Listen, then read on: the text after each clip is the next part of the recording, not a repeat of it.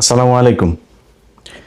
বাংলাদেশের প্রতিটি মানুষকে অন্তরের অন্তঃস্থল থেকে শুভেচ্ছা, ভালোবাসা, ধন্যবাদ, কৃতজ্ঞতা জানিয়ে শুরু করছি।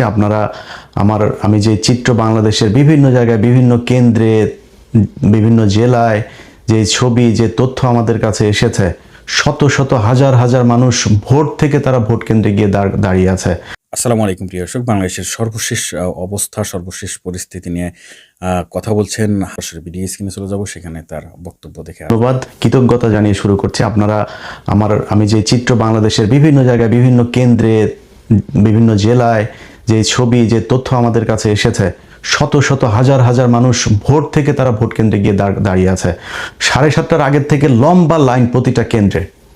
আপনাদের এই যে দায়িত্ববোধ, এই দায়িত্ববোধটা আর একটু কয়েক ঘন্টার জন্য আপনাদেরকে সময় বাড়াইতে হবে। আপনারা জুলাইতে এই দেশে জীবন দিয়েছেন, আপনার সন্তান আপনার নিজের চোখের সামনে মারা গিয়েছে, আপনার এই দেশের মানুষ দাঁড়িয়ে বলেছে যে আমার ভাইকে গুলি করার পরে আমি আমার ভাইয়ের লাশ না নিয়ে যাব না, আমার ভাইয়ের আহত রক্তাক্ত শরীর না নিয়ে আমি এখান থেকে যাব না।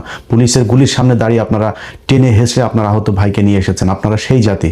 আপনাদের প্রতিটা কেন্দ্রে আপনি যে ভোটটা দিয়েছেন, সেই ভোটটা রক্ষা করার দায়িত্ব আপনার। আপনি সেই ভোট গণনা হবে, ভোট কেন্দ্র থেকে সেটা প্রকাশ হবে, ঘোষণা হবার পরে সেটা আপনারা রিটার্নিং অফিসারের কার্যালয়ে পাঠিয়ে দিবেন। আপনার কাজ নেই, আপনি তারপরে যায় নাক ডেকে তেল দিয়ে তারপরে ঘুমায়েন। কিন্তু এই সময়টুকু আপনাদের আশপাশে যেখানে জামাত ইসলামের ভাইরা যেখানে এই ভোট কেন্দ্রে থাকবে, তাদের পাশে থাকবেন, তাদেরকে আপনারা পাহারা দিয়ে তারপরে রাখবেন। তাদের উপরে যদি কেউ আক্রমণ করতে আসে, কোনো দল, কোনো সন্ত্রাসী গ্রুপ যদি তাদেরকে হামলা করতে আসে, আপনার দেওয়া ভোটের বাক্স কেউ যদি ছিনিয়ে নিতে আসে, সেটা রক্ষা করার দায়িত্ব আপনার। আমরা কালকে থেকে আজকে পর্যন্ত সারা বাংলাদেশের বিভিন্ন জায়গায় আমরা দেখেছি যে তাদের যে হীন প্রচেষ্টা, তাদের যে ঘৃণ্য পরিকল্পনা, সেটা বাস্তবায়ন করার চেষ্টা করেছে বাংলাদেশের মানুষ, জামায়াত ইসলামী বাংলাদেশ এবং সবশেষ সেনাবাহিনীর কথা না বললেই না, তারা এগুলো রুখে দিয়েছে। সেনাবাহিনীর একটা অংশ গতকালকেও চেষ্টা করেছে যে নীলফামারীর যে ঘটনাটা, জামায়াতের আমির তাকে বিমানবন্দরে সে আসছিল, সে বিমানবন্দরে তো সে কারোর কাছে টাকা বিলি করে নাই, সেখানে তো সে ভোট কিনতে যায় নাই, তার বাড়ি নীলফামারী, সে এখানে বিমানবন্দর থেকে তার 50 লাখ টাকাকে বানানো হয়েছে বিপুল পরিমাণ অর্থ। বাংলাদেশে 50 লাখ টাকা এখন কোনো বিপুল পরিমাণ অর্থ না। এটা হচ্ছে 1 নাম্বার কথা। 2 নাম্বার, সে কোনো জায়গায় ভোট কিনতে যায় নাই। 3 নাম্বার হলো, তারে এই জায়গাতে যে আপনি আটক করলেন, এই একই ধরনের ঘটনা, এর চাইতে বেশি পরিমাণের টাকা শহীদউদ্দিন চৌধুরী অ্যানির লোকের কাছে পাওয়া গিয়েছে এবং সেটা টাকা দিচ্ছিল মানুষকে, ভোটের মাঠে পাওয়া গিয়েছে। সেই টাকাটা পেয়ে তাকে সাথে সাথে ছেড়ে দেওয়া হয়েছে। বিভিন্ন টেলিভিশনে তাদের দলের লোকজন দিয়ে থ্রেট করা হয়েছে এই নিউজ তাড়াতাড়ি সরাইতে। যমুনা টেলিভিশন, তাদেরকে হুমকি দেওয়া হয়েছে, হুমকি দিয়ে তারপরে বলা হয়েছে নিউজ সরাইতে। তারা বলেছে 80 লাখ টাকা পাওয়া গিয়েছে, সেই টাকা কিছুক্ষণ পরে 15 লাখ টাকা হিসেবে তারা আবার নিউজ করেছে। এভাবে দুইটা ঘটনাকে দুইভাবে উপস্থাপন করা হয়েছে। আমরা গণমাধ্যমের গতকালকে থেকে যেই ভয়ঙ্কর রূপ দেখেছি, তারা 5 তারিখ থেকে 1 বিন্দু পরিমাণ কোনো শিক্ষা নেয় নাই। গণমাধ্যমের যারা আছেন, যে সাংবাদিকরা এখনো পর্যন্ত এইসব অসভ্য কার্যক্রম চালিয়ে যাচ্ছেন, আপনাদের কাছে অনুরোধ থাকবে, মনে করার কোনো কারণ নাই যে আপনি একটা নিউজ করবেন আর সেটা বাংলাদেশের সব মানুষ হুমড়ি খেয়ে পড়বে আপনার কথা বিশ্বাস করে, তারপর যা ধানের শীষে ভোট দিয়ে আসবে। সেদিন বাংলাদেশের বহু আগে ইলিয়াস পিনাকিরা উঠিয়ে দিয়েছে। আপনাদের চাইতে বহু বড় প্রতাপশালী ক্ষমতা সম্পন্ন এক ফেরাউন এই দেশে ক্ষমতায় ছিল। তারা যখন কিনা ঘুমাইতো, ঘুমের মধ্যেও আমাদের ছবি চোখে দেখতো, তাদেরকে শান্তিতে থাকতে দেয়নি। আপনারা এখনো এত বড় কোনো ছেটের পাল হয়ে যান নাই যে আপনারা যা মনে চায় তাই বলবেন আর এই দেশের মানুষই করবে। আমি ইলিয়াস আজ থেকে সেই 2014 সালের ইলেকশনে আমার অবস্থান যেভাবে এই দেশের নির্যাতিত নিপীড়িত মানুষের পক্ষে ছিল, আজকেও সেখানে আছে, সারা জীবন সেখানে থাকবে। নিজের ব্যক্তিগত অনেক বড় বড় স্বার্থ বাদ দেয়া এই দেশের যেসব নির্যাতিত মানুষ আছে, যারা অত্যাচারিত মানুষ আছে, যারা সংকটে আছে, সমস্যায় আছে, তাদের পাশে ইলিয়াস দাঁড়িয়েছে। বহু ক্ষমতাশালী লোকজনের সাথে সম্পর্ক নষ্ট করেছে, খুব অসহায় নির্যাতিত মানুষের জন্য, তাদের জন্য কথা বলতে গিয়ে, তাদের অধিকার আদায় করতে যায় বহু প্রতাপশালীদের সাথে সম্পর্ক নষ্ট হয়েছে। সো আপনাদের এই দেশের মানুষকে আপনারা যদি চান যে আপনারা যা মনে চায় বলবেন আর সেই দেশের মানুষ আপনাদের এইসব কথাবার্তা সব শুনে ফেলবে, এটা মনে করার কোনো কারণ নেই। আজকের চিত্র দেখেন, আপনি কয়টা রিউমার ছড়াবেন, কয়টা গুজব ছড়াবেন? এই দেশের মানুষ ভোট দিচ্ছে, শত শত হাজার হাজার লক্ষ লক্ষ মানুষ ভোট দিচ্ছে। আপনি এই ভোটের এগুলো গুজব ছড়ায় আপনারা করে ফেলবেন। অতএব সাবধান করে দিচ্ছি ভাই, এই নির্বাচনকে ঘিরে যদি মনে করে থাকেন বিশেষ কোনো দলকে আপনাদের ক্ষমতায় কালকে থেকে যে নিউজ আপনারা করেছেন, বিশেষ করে 71 টিভি, মানুষ হয় না এখনো পর্যন্ত। এখানে এক দলের দালালরা বের হয়ে আরেক দল আছে, তারা এসে RTV, এরা এসে নিউজ করছে। দ্বার প্রান্তে তারেক রহমান প্রধানমন্ত্রী আবার গণভবনের দরজার মধ্যে যা দাঁড়ায় আছে। আরে বাবা রে বাবা, মানে অবস্থা করুণ অবস্থা।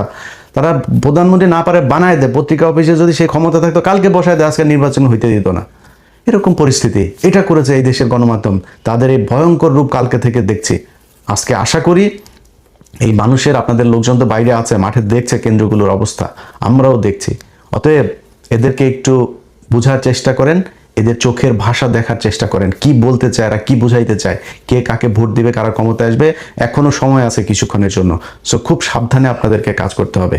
সেনাবাহিনী সেই নীলফামারীতে যে ঘটনাগুলো হয়েছে, সেখানেও DGFI 3-4 জন অফিসার জড়িত।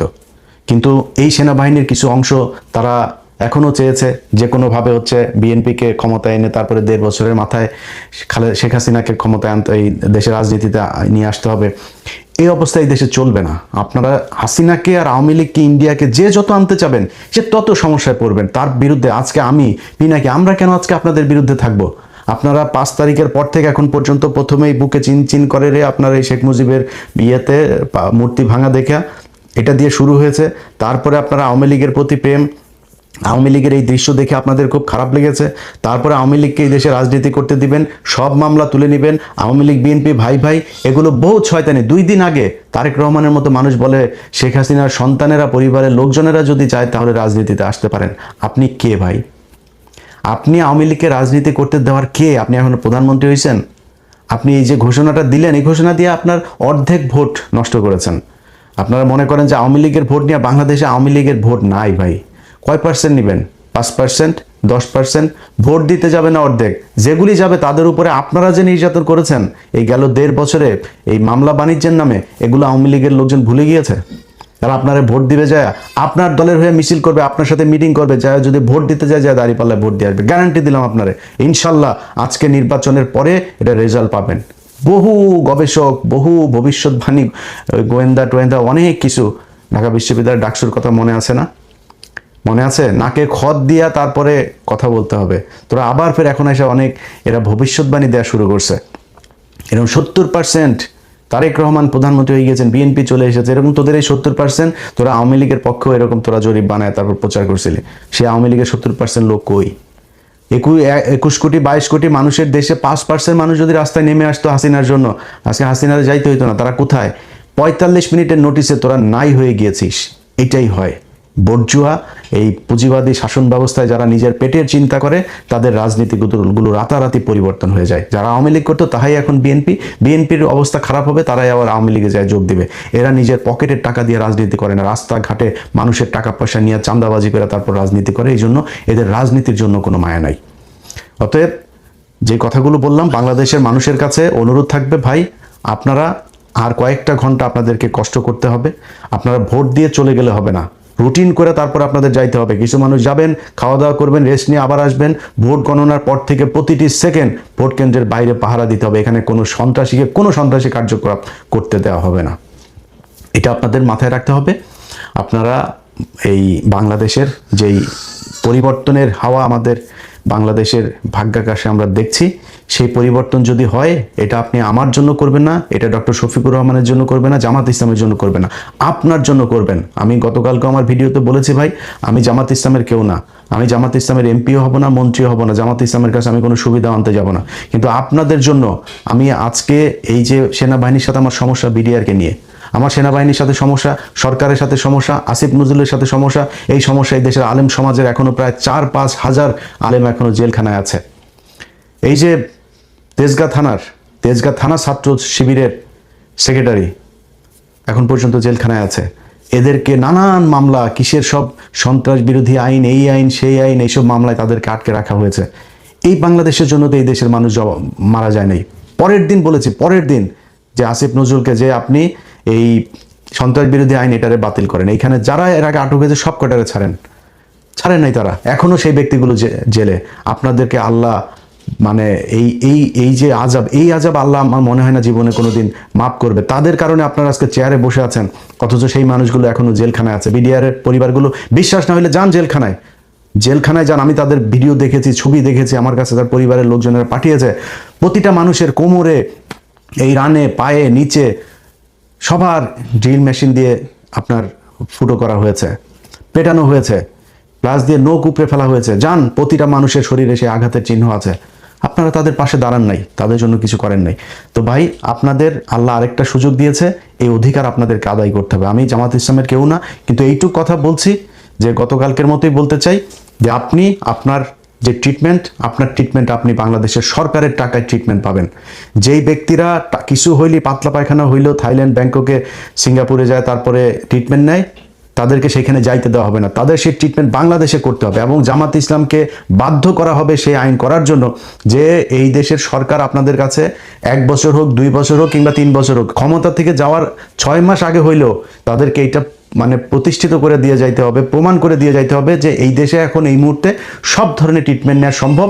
এবং কেউ যদি কোনোদিন সংসদ সদস্য হইতে যায়, তাকে নির্বাচন কমিশনের মানে এই আইনের ভেতরেই আপনার নিয়ে আসতে হবে যে এই দেশে যে সংসদ সদস্য হবে সে বিদেশে যাইতে পারবে না ট্রিটমেন্টের জন্য। যদি যাইতে চান, আপনি যদি যান, তাহলে এই দেশে যত সাধারণ মানুষ আছে, একদম প্রত্যন্ত গ্রামের একজন মানুষ, তাকেও ট্রিটমেন্টের ব্যবস্থা করতে হবে সরকারিভাবে। যদি আপনার কোনো ট্রিটমেন্ট এমন থাকে যেটা এই দেশে হয় না, তাহলে ওই মানুষটারও এই ট্রিটমেন্ট পাওয়ার সুযোগ এবং তার সেই অধিকার আছে, সেই অধিকার বাস্তবায়ন করতে হবে।